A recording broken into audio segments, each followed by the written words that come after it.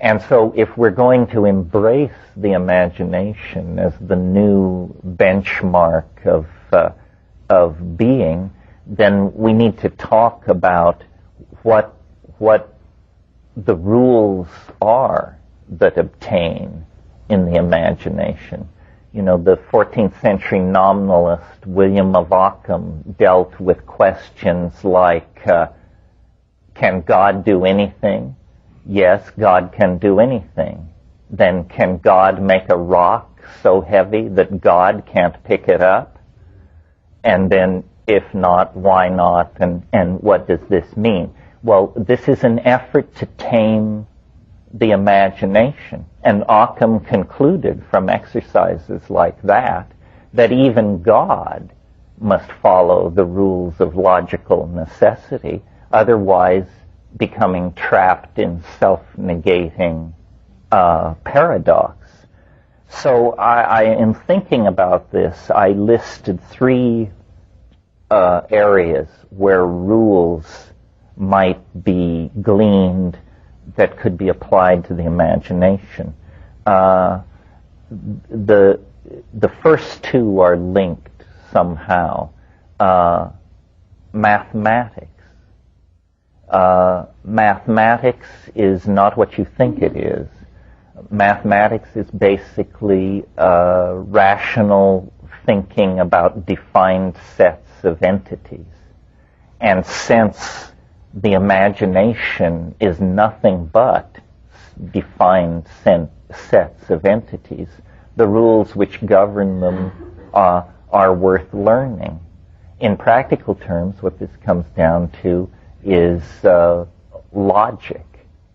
And one of the problems that I think haunts the current cultural impasse is the fact that there is a lot of hostility to science, and it has spilled over, and science we should be very suspicious of. It's a wonder worker. It's a magician dealing its wares in the marketplace.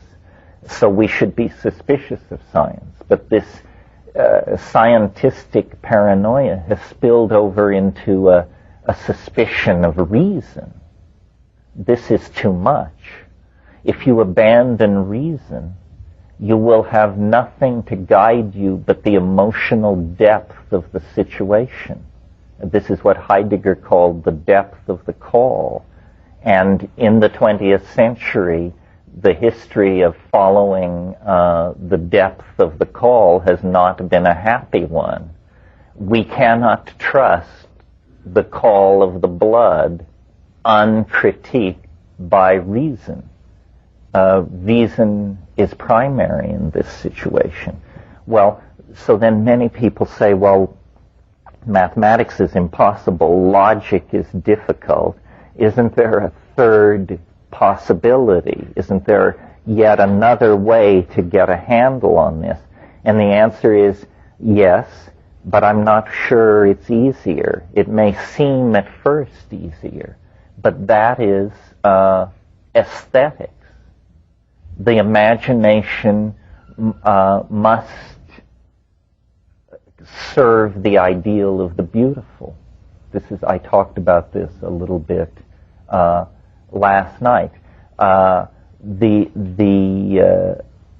which is tasteless is to be avoided at all costs. And 90% of the difficulty in your intellectual life would never have happened if you had just had better taste.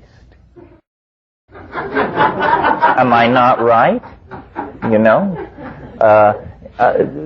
I look at this Heaven's Gate thing in amazement because of its tastelessness.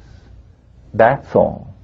I mean, it is utterly unappealing for that reason. I don't even have to reach for the club of logic.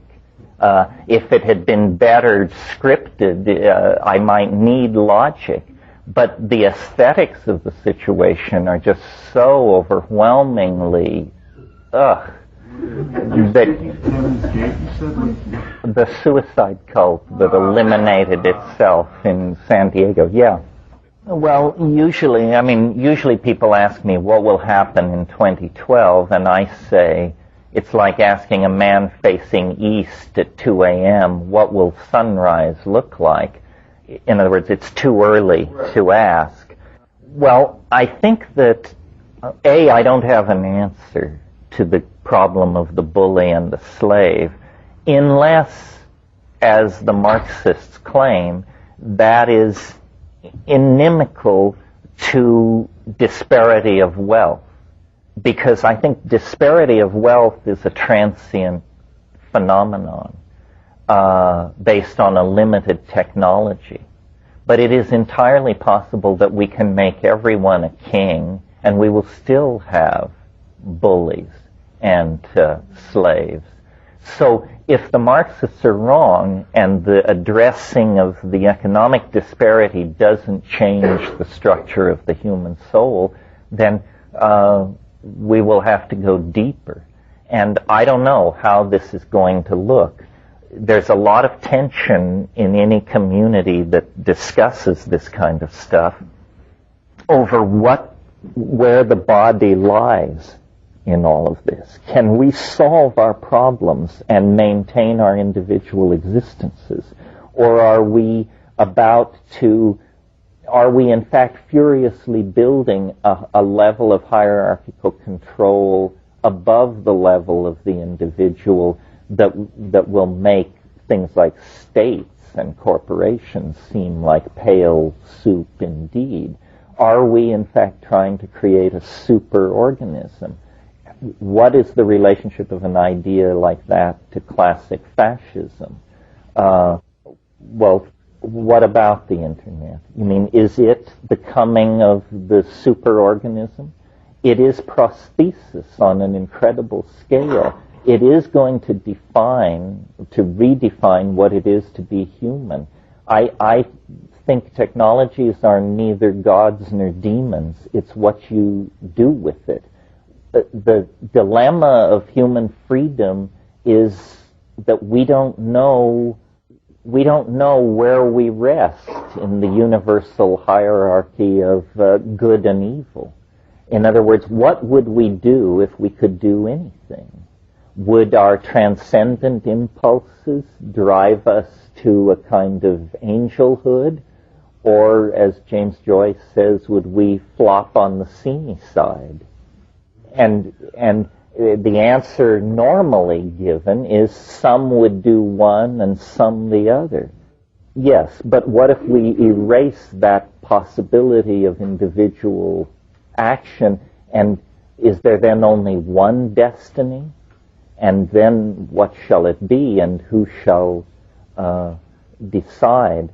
I would be fairly pessimistic if I saw this all going on a level playing field.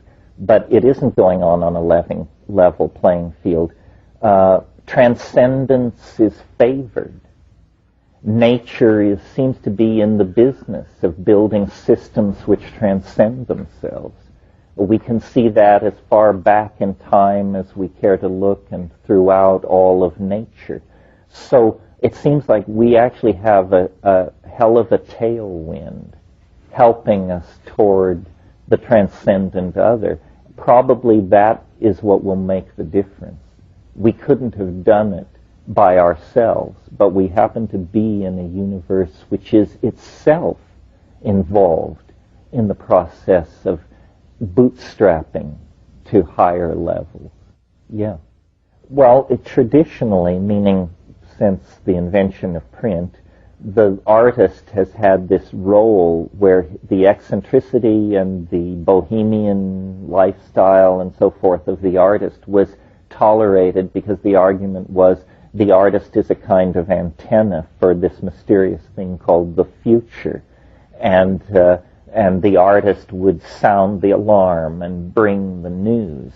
In a sense, we don't hear this kind of talk anymore because this is the future.